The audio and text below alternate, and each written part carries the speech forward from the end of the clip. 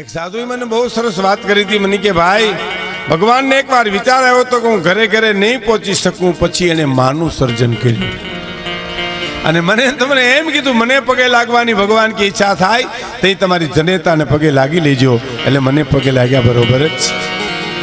આ જે માં એનો એક પ્રસંગ ટૂંકમાં આપના સામે હું કહી દઉં. આખું રામાયણ અને એનું મુખ્ય પાત્ર માં કઈ. જસ લેવા તો દુનિયા બહુ આવે સતીશભાઈ.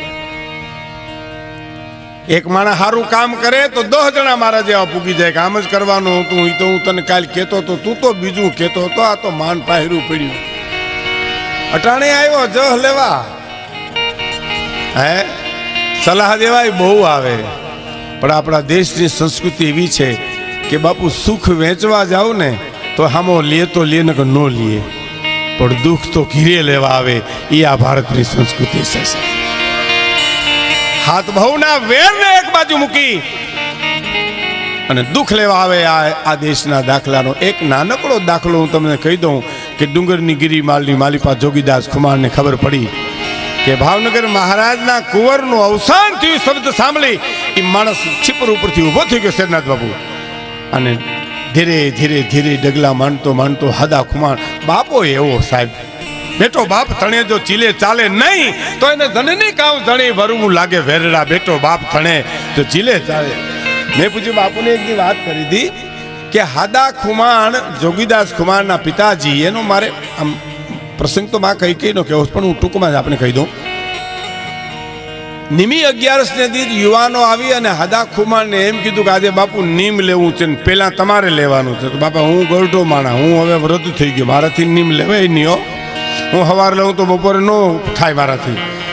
કે નહીં બાપુ અમે જોવાનું નક્કી કર્યું કે તમે પેલા નીમ લ્યો પછી જ અમે લઈએ. બહુ આગ્રહ કર્યો. તારે હાદા ખુમાને એટલું જ કીધું તું કે બાપા તમે હવ નીમ તો લ્યો એક પછી એક, અને પછી અડોખ થાય તો હું લે. એક જવાન ઉભા થઈને કીધું હું આ 4.5 મહિના કીડિયારો પૂરીશ. એક જવાન ઉભા થઈને કીધું કે હું ગાયોને નિરણ નાખીશ. એક યુવાને ઉભા થઈને એવું નીમ લીધું 4.5 મહિનાનું કે હું કૂતરાઓને રોટલા નાખીશ. એ બધાય નીમ પૂરા થઈ ગયા પછી હાદો ખુમાણ ઉભા થઈને સૂરજને પ્રાર્થના કરે કે હે સૂરજ ભલે ઉગા ભાણ ભાણ તું હારા ભામણા, તું તો અમારો બાપ કેવા, અમારો ઈષ્ટદેવ કેવા. બાપ તારા સામે એક નીમ લઉં છું કે 4.5 મહિના હું સવારના પોરમાં ઉઠી અને દાંતણ કરું અને એ દાંતણના ચીરિયાનો ઘા કરું અને ચતા પડે તો જીવવું, બઠા પડે તેથી મરી જાવું. હે કે ચતા પડે તો જીવવું, બઠા પડે તો મરી જાવું. અને ફુરીદ નારાયણે 4.5 મહિના લાજ રાખી હતી. બાપને દાંતણના ચીરિયા ચતા જ પડ્યા હતા. એનો દીકરો આજ બાપને કહે છે કે બાપુ મારે ભાવનગર ખરખરે જવું છે. અરે જોગીદાસ તને પકડવા ચોકીઓ મુકાઈ ગઈશ બાપ. ગોહિલવાડ ધણીની નિંદર ઝેર કરી નાખી તે, અને તું એમ કે મારે ખરખરે જવું? હા બાપુ એનો કુંવર ગુજરી ગયો છે બાપુ. મને પહાડમાં ખબર પડી, મારી ચિંતા કરવામાં હું જાઉં. અને ઉપડ્યો સાહેબ. એ 10નું 15નું ટોળું, 20નું 50નું ટોળું, એ ટોળા ઉપર ટોળા આવે ગામડેથી ખરખરે. એમાં એક ટોળાની માલિપા ફાળીઓ માથે ઓઢી અને ગોઠવાઈ ગયો અને આવ્યો દરબાર ગઢમાં રોતો રોતો. તેથી ઈતર સમાજના માણસોને તો એ રાજના ઈતર માણસો સાના રાખતા હતા બાપુ. પણ આજ તો 18 પાદરનો ધણી ઊભો થઈ ગયો સાહેબ. અને ઊભો થઈ અને બધાને માથે હાથ મૂકતા જોગીદાસ ખુમાણનો વારો આવ્યો. તારે એટલું બોલ્યા હતા ભાવેણાના પુત, જોગા છાનો રે બાપ. શું કલ્પના તો કરો, શું આ દેશની સંસ્કૃતિ છે. જેને પકડવા માટે જેને ચોકીઓ મૂકી છે, જેની નીંદર જેને ઝેર કરી નાખી છે, એના 18 પાદરનો ધણી એમ કે છે જોગા છાનો રે બાપ. કુંવરની આયુષ્ય જેટલી છે ને, આપણા હાથની વાત થોડી. અને આમ ફાળી ઊંચું કરીને કીધું કે બાપુ તમે ઓળખી ગયા મને? કે હા જોગીદાસ ખુમાણ 500માં તારો પડકારો જો પારખી શકતો હોઉં તો તારું રુદન ન ઓળખી શકું, તારો કરુણા ન ઓળખી શકું, તારી વેદનાને હું ન સમજી શકું. અને ખબર પડી કે જોગીદાસ મારો પકડો ને ભાવનગરના મહારાજના મોઢામાંથી શબ્દ નીકળી ગયા, ખબરદાર જોગીદાસ ખુમાણ આજ બારવટીયો નથી, મારો દીકરો ગુજરી ગયો દુઃખમાં ભાગ લેવા માટે આવ્યો છે. આજ એનો વાળ વાંકો ન થવો જોઈએ સાહેબ. આ દેશની સંસ્કૃતિ. તમે સુખ વેચવા જાઓ તો લેવું હોય તો લે, નકર ન લે. આ દેશ દુઃખ લેવા તો ઘીરે આવે સાહેબ આપણે. એનો એક પ્રસંગ કઈ રામાયણનું જબરજસ્ત પાત્ર, પાયાનો પથ્થર છે, એનું નામ નહીં પાડે કોઈ, પણ એની ઉપર રામાયણની ઇમારત ઊભી છે, કોઈ દી ભૂલતા નહીં. એ હટી જાય પાયો તો ઇમારત હેઠી આવે. એનો એક જ પ્રસંગ, ભગવાન રામ ગેડીદળે રમે છે, એમાં કોઈ આવી કીધું કે તમને સમ્રાટ બોલાવે છે, જમવાનું મોડું થાય. અને રામે કીધું મારી ઉપર દાહ ચડ્યો છે, હું નહીં આવું. બીજો માણસ ગયો, તમને સમ્રાટ બોલાવે છે, દશરથ બોલાવે છે, ના મારી ઉપર દાહ ચડ્યો છે, હું નહીં આવું. એક પછી એક બધા પાછા આવ્યા અને કઈ કીધું હું બોલાવી આવું રાઘવને, હું જાઉં. અને હાથ પાડ્યો, બાપ રાઘવ હાલ, સમ્રાટ રાહ જોવે બાપ, ખાવા હાલ. કે નહીં માં, મારી ઉપર દાહ ચડ્યો છે, હું નહીં આવું. નહીં આવું શબ્દ પૂરો થયો ને કઈ જવાબ આપ્યો કે તું નહીં આવી ત્યાં સુધી હું ઘરે નહીં જાઉં. એ આઠમાંથી ગેડીદડાનો ઘા કરી અને ગડગડતી ડોટ મૂકી અને ખોલામાં બેહીને રામ એટલું બોલ્યા કે માં બોલાવા તો ઘણા આવ્યા, પણ કોઈ એમ ન કીધું કે તું નહીં આવી ત્યાં સુધી અમે ઘીરે નહીં જાય. માં સાંભળજો મિત્રો, માં હું તને વાલો છું. આ રામાયણનું હૃદય છે હું જે વાત કરું બાપુ, હું તને વાલો છું માં. અરે રામ તું તો મારું આંખોનું રતન છો બાપ, તું મારા પ્રાણ છો રાઘવ. એમાં હું ખરેખર તને બહુ વાલો છું, બહુ વાલો છું બાપ. તો માં એક કામ મારું કરીશ, એક હોય રામ તારા 1000 કામ કરું, પણ માં કામ અઘરું છે તો અઘરું હું હોય રામ કે ખોલિયામાંથી પ્રાણ ન કાઢી નાખું તો હું કઈ નહીં. બસ બોલ શું કામ કરવું તારે. અને મહારાજા દશરથને લાખામાં બેઠા છે ને, મહારાજા દશરથને યશવંતભાઈ, મહારાજા દશરથને યુદ્ધની માલિપા જેટલા વિજય મળ્યા છે બધાય કઈકઈને આભારી છે. કઈકે જેવી સુરવીર બાઈ તમને આ દુનિયામાં મળે નહીં. એ એમ કે છે ખોલિયામાંથી પ્રાણ કાઢી નાખું. ને રામે હલવે કરીને એટલું કીધું કે ના માં એ હેલું છે, મારું કામ બહુ અઘરું છે. કે તો બોલ શું કરવું. મારા પિતા પાસે 2 વચન લેણા છે. હા માગી લ્યો માં, મારે ઋષિઓનું કામ કરવું છે. મારી મનુષ્યની યાત્રા છે ને એ પૂરી નહીં થાય તું મને મદદ નહીં કરતો. કે તો શું કરવું. પેલા વચનમાં ભરતને ગાદી માગી લે અને બીજા વચનમાં મારો વનવાસ માગી લે. અને એમ કહેવાય છે બાબુ કે કઈ રોઈ નહોતી, આહુડા પાડ્યા નહોતો, આહુડાને પી ગઈ હતી બાઈ. અને એટલું બોલી હતી કે મારો રામ જો રોટલો ખાવા આવતો હોય તો એ કરવા તૈયાર છું. આઈને બાપ સૂર્યચંદ્રના તેજ રહેશે તો હું તારું નામ લેવા કોઈ તૈયાર નહીં થાય એમ રામે કીધું કે મને ખબર છે બધી, પણ તું જો રોટલો ખાવા આવતો હો. મારે આપને હવે હાવ ટૂંકમાં કેવું છે કે જ્યારે એ વખત વચન માગવાનો આવ્યો ટૂંકમાં, અને મહારાજા દશરથ એમ કહે છે મારી પાસે માગી લ્યો. તારે કીધું માગવું તો ઘણા કીધું, પણ તમે લેણું ક્યાં આપ્યું છે. હવે આ બાઈને જે બતાવી છે પિંગલસિંહ બાપુ જામનગર આપણા, એનો ચિતાર મારો એમ કેવો છે. એને કીધું માગવું તો ઘણી વાર તમે મહારાજ કીધું મને, પણ મને ક્યાં તમે કઈ આપ્યું છે. મારા 2 વચન લેણા છે એ તમે ક્યાં આપ્યા છે. કે મારો ભોળો સ્વભાવ હું ભૂલી ગયો. 2 ની 4 માગી લ્યો. કઈ તો કે કવિ એમ કે છે 2 તો બસ થઈ પડશે, 4 ની માગવાની જરૂર નથી મહારાજા. અને પેલું વચન માગ્યું રામને ગાદી કબૂલ, બીજું વચન માગ્યું ભરતને ગાદી, બીજું વચન માગ્યું રામને 14 વર્ષનો વનવાસ. અને ચક્કર આવ્યા અને ધરતી ઉપર દશરથ ઢળી પડ્યા છે. આ રામાયણ કે છે. પણ જામકલ્યાણપુરના તાલુકાના ગામડામાં આયરના ગામમાં રામ વનવાસનું મેરણભાઈ નાટક થયું. અને બુઝુર્ગ જે હતો એને દશરથનું પાત્ર લેવાનું હતું. આગલેથી ડાયરેક્ટરે એમ કીધું તમે એવી રીતે કઈ વચન માગે ધરતી ઉપર ઢળી પડો કે આમ લોકોને એમ થઈ જાય કે વાહ દશરથનો પ્રેમ, વાહ દશરથનો પ્રેમ. એટલે ગામડાનો માણા એ વખતે તો એવા નાટક થતા ને કે હું પ્રયત્ન કરીશ. ને બીજે દિવસે સ્ટેજ ઉપર આવીને કઈ વચન માગ્યા અને માણસ ચક્કર ખાઈને ધરતી ઉપર ઢળી પડ્યો, પણ પ્રાણ નીકળી ગયા સાહેબ. રાવણ એના પ્રાણ નીકળી ગયા. દશરથનું પાત્ર લીધું. આજે એનો પરિવાર પણ છે. એ દશરથ ઢળી પડ્યા. એને શું કીધું પિંગલસિંહ બાપુના શબ્દોમાં કે તારો ભરતજી એ ભલે ને ગાદીએ આવે રે વનનો દેમાં, એ રામ ને રેજી ભરત ભલે ગાતી આવે બસ, પણ મારા રામ ને વન દે માં બસ. તો કે કા હા પાડો અને કા ના પાડો, ત્રીજી વાત નથી મારે તમારે સાંભળવી સાહેબ. જેમ નાગણી સામે ચડે એમ થોડી ચડાવીને બેઠી હો.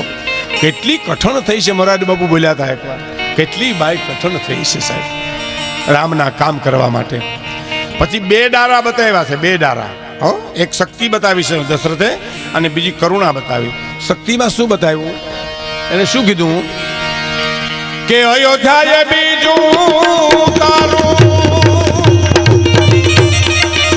અભેદી ઉતારી દઉં, અયોધ્યા બીજું તારું અભેદી ઉતારી દઉં ને એજી હવે મોત કા એ બકાને કઈ કઈ મારું ને વનનો દે મારા રામ ને તારો ભરતજી ભલે ને ગાદીએ આવે રે વનનો દે મારા રામ ને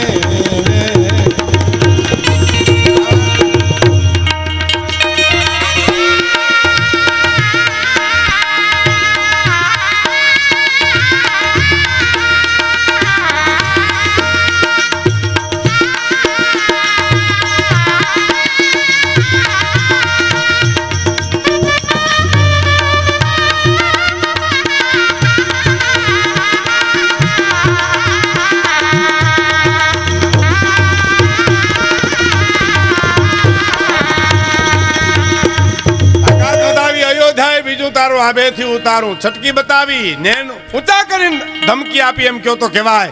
અયોધ્યા એટલે હું આમ આંચકો મારું તો દશરથ કે આપમાંથી હેઠું ઉતરે ને પાટું મારું તો પાતાળમાંથી અયોધ્યા આવે. પણ મોત કાં બગાડી કઈ કઈ મારું તોય બાઈ શું બોલી ખબર, કાં હા પાડો અને કાં ના પાડો, બસ બીજી વાત નહીં. એમ હવે નીકળી છે ને એ તો ભલભલી આર્ય નારી હલી જાય હો સાહેબ. પણ શું એને હિંમત કરી છે મહારાજા દશરથે શું કીધું કે તો તને પાયે લાગુ અને કે તો પ્રાણ ત્યાગું, કે તો તારા પગમાં પડી જાઉં કઈ કઈ. આ આર્ય નારી આદેશની સહન ન કરી શકે સાહેબ. કે તો તને પાયે લાગુ અને કે તો પ્રાણ ત્યાગું રે. અમારે ભાવનગરથી પણ બધા મહેમાનો આવ્યા છે.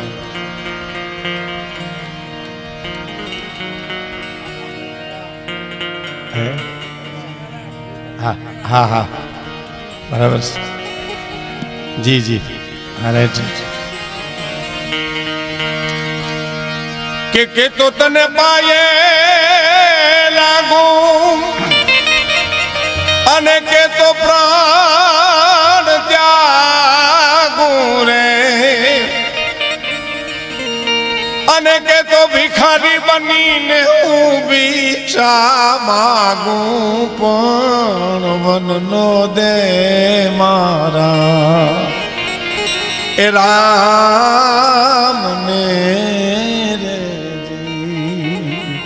કે તો તને પાયે લાગવા હા કે તો પ્રાણ ત્યાગું. કઈ કઈ તું કેમ આખી જિંદગી તારે સામે હું ભિક્ષા પાત્ર ભીખ માગું પણ માને રામને તું વન. શું બાઈ બોલી ખબર, મહારાજ કાં હા પાડો અને કાં ના પાડો. અને અંતે આપ જાણો છો રામને વનવાસ મળ્યો. મહત્વનો પ્રસંગ મારે માનો એ કેવો છે કે રામ વનમાં ગયા તો લક્ષ્મણે તૈયારી કરી કે મારે પણ આવવું છે, તો માતાજીને રજા લઈ આવો. સુમિત્રાના પગમાં પડી અને લક્ષ્મણે એટલું કીધું હું રામની હારે વનમાં જાઉં છું. અને મા સુમિત્રાએ એટલું કીધું કે જહાં રામ તહાં અવધ નિવાસા. હે લક્ષ્મણ, રામ હોય ત્યાં જ અયોધ્યા હોય. બાપ મારી રજા લેવાની હોય હે આવીને કીધું કે હું રજા લઈ આવ્યો એમ તો કે હવે મહત્વની રજા લેવાની બાકી છે. કઈ? ઉર્મિલાજી. અને ઉર્મિલાજીને ઓરડે જઈને કીધું કે હું વનમાં જાઉં છું રામની સાથે. અને બાપુ ઉર્મિલાએ જે કીધું છે કે જાઓ છો તો આ સારું કર્યું, નકર હું તૈયારી કરવાની હતી, હું જવાની હતી. પણ હવે આપ જાઓ છો તો મારી એક ઈચ્છા છે કે મારે ઓરડે થઈને જાયજો, તમને હું વિદાય આપી શકું અને રામના છેલ્લા દર્શન કરી શકું. અને જેથી રામ લક્ષ્મણ સીતાજી જ્યારે એમ કહેવાય છે કે અવધમાંથી હાલ્યા ત્યારે કવિ દાદની કલમ લખે છે કે કરુણા કેટલી છવાણી છે. આજ પણ આપણે એમ કઈક દીવો રામ કરો, ફલાણા ભાઈમાંથી રામ વયો ગયો, પણ જીવતો જાગતો રામ જેદી ગયો હશે અયોધ્યા છોડી, તેથી એની કરુણા કેવી છે. કવિ દાદ એમ લખે છે, હે એ જે હાલી રે અયોધ્યા રામને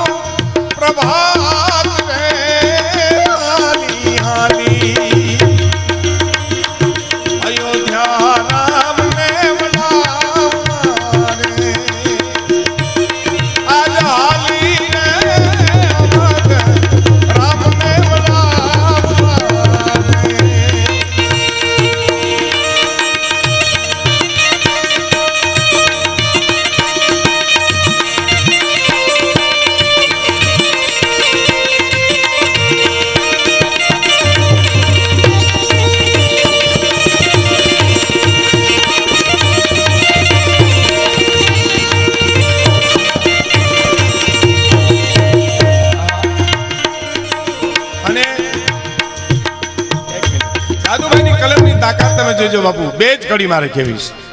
દાદની કલમ શું જુદી ભાત પાડે છે. હાલી અયોધ્યા રામને વલાવવા, વાલીડાને વહમી દેવા વિદાય, અને વેલેથી વછુટા રાતા ગલ ફૂલડા. રઘુકુળની વેલમાંથી 3 ફૂલા છૂટા પડી ગયા અને ઉગ્યું ગોજારું પ્રભાત. હોનાનો હુરજ ઉગવાનો હતો, ત્યાં ત્રાંબા વર્ણો હુરજ ઉગ્યો. પણ દાદુભાઈની કલમની તાકાત જોજો. હે એ જી ધ્રુજી રે ધરણી ને મેલાયે ને ધ્રુષકારે, એ જી રોયા જો ને મરસિયાના એ રાગ રે હાલી રે અયોધ્યા રામ ને વલાવવા રે. ધ્રુજી ધરણીને મેલા ધ્રુષ્ક્યા, રોયા છે મરસિયાના રાગ. રાગની વાહે રાગનું જે મૃત્યુ થયું એમ કહેવાય છે. મનુભાઈ એકવાર બોલ્યા હતા, મનુભાઈ મિશ્રણ, કે રાગોના જ્યાં જન્મ છે ત્યાંનું સંગીત જુઓ તો બાળપણ લાગે, યુવા અવસ્થા અમુક પ્રદેશમાં તો એ સંગીત યુવા જેવું લાગે, પણ સૌરાષ્ટ્રની ધરતીમાં 36 રાગ રાગણીના કેચક મૃત્યુ થયા, એની પાછળનો જે રાગ નીકળ્યો ને એ મરસ્યો છે સાહેબ. એટલે મરસ્યો હલાવી નાખે છે મને અને તમને. રોયા છે કાંઈ મરસ્યાના રાગ. પણ હવે જે દાદુભાઈ લખે છે કે રામ ગાદીએ બેહવાના છે, એ હરખમાં અવધના માણસોએ ચોક પૂર્યા હતા, તોરણ બાંધ્યા હતા હાચા મોતીના, અને હાચા મોતીના જેના ઘરમાં નહીં હોય અને આંબાના અને આસોપાલોના પાંદડાથી તોરણ બાંધ્યા હતા.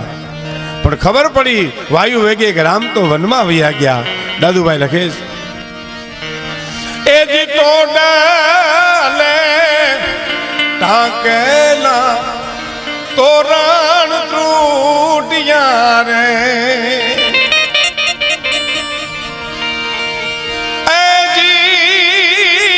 વિખાણા મોતીના ભરિયલ તો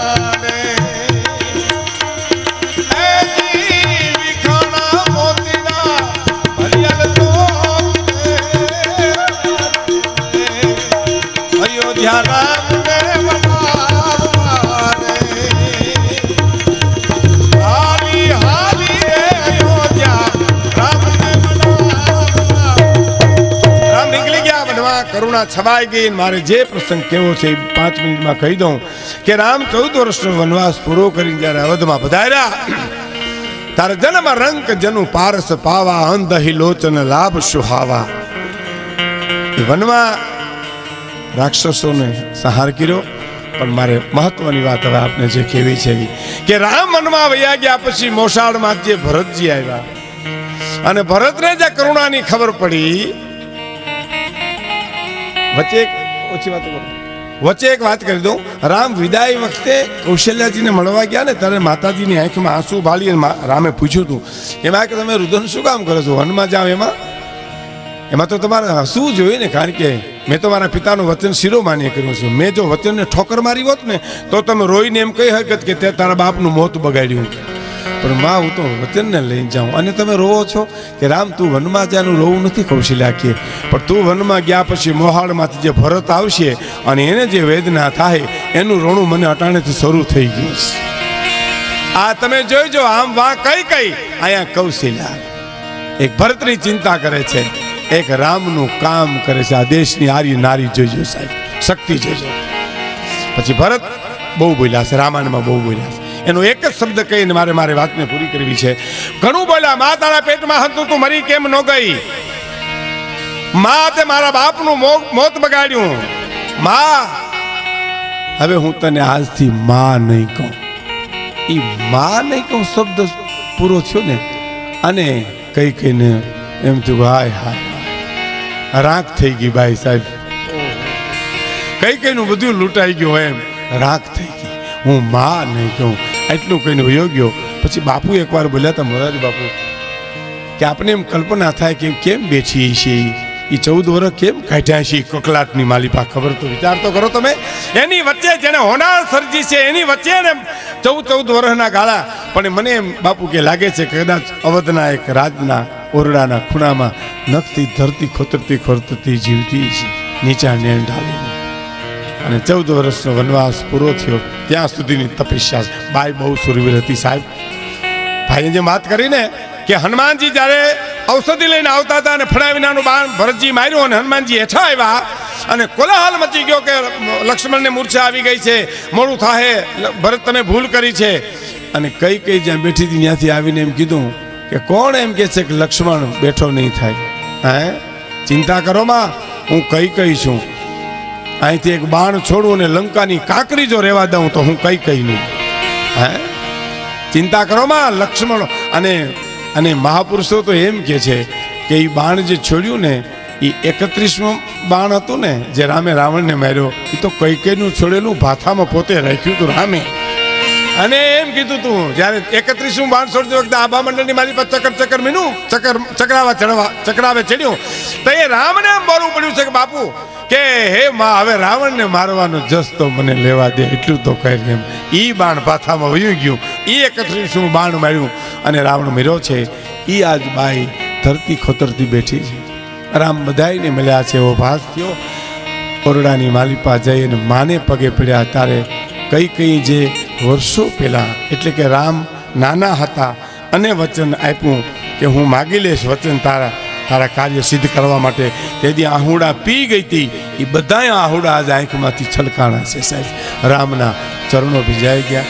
રો મંડી કઈ રો કઈ રોવે એટલે સાહેબ રામ હાલી ગયો માં તું રડીશ માં તું રોઈશ માં તું ન હોતો હું કાંઈ ન કરી શકવાનો હતો માં આ જનની તારો છે પરતાપ મને કેવા મિત્રો મળ્યા કેવા દુશ્મન મળ્યા સમયનું મને ખબર પડી માં તું ન હોતો મારાથી કાંઈ ન થાત માં તું રડીશ માં તો આંખમાંથી આહું સુકાતા નથી તારા રામ એમ કે છે સાંભળજો માં કંઈક માગી લ્યો ને મારી પાસે હું આજ તારો દીકરો નથી બોલતો માં હું કૌશલ્યાનો દીકરો નથી બોલતો તારો દીકરો નથી બોલતો દશરથનો દીકરો નથી બોલતો અવધના રાજનો રાજકુમાર નથી બોલતો પણ હું એક બ્રહ્મ તરીકે તને એમ કહું છું ખુલાસો કર્યો બ્રહ્મ કહું છું કંઈક માગી લેવા અને પછી કઈ કે એમ કે અરે તું હજી મને માગવાનું કે બેટા મારે માગવા ત્યાં હોનાર સર્જી છે અને હજી માગવાનું કે અને રામ હું માગવાનું પ્રયાણ કરીશ તો ધરતીના છેડા છૂટી જાય દિગપાલોના હાથમાંથી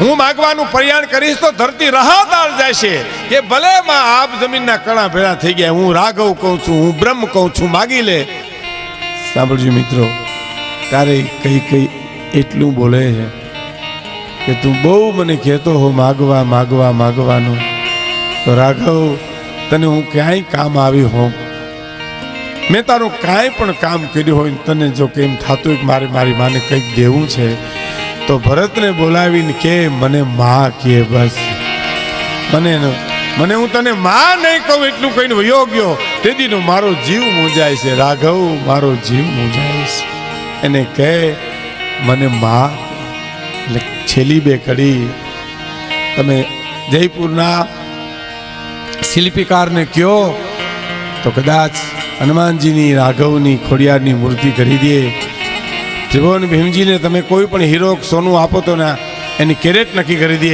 પણ કવિ એમ લખે છે કે જેનો ત્રાજવે તોલાઈ નહીં જેના ઢાકણે ઘાટ ખડાઈ નહીં એ દુનિયામાં બધું ભૂલવાઈ છતાં અનાહયાને ભૂલવાઈ નહીં અનાહયાને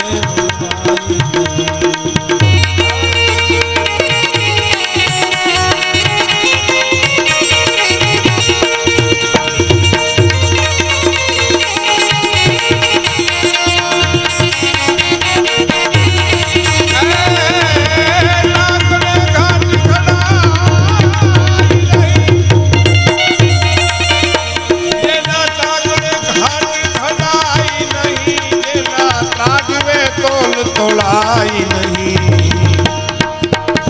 દુનિયામાં બધું ભૂલવાઈ છતાં અનાહયાને ભૂલવાઈ અનાહયાને અને એની એક જ મહત્વની કડી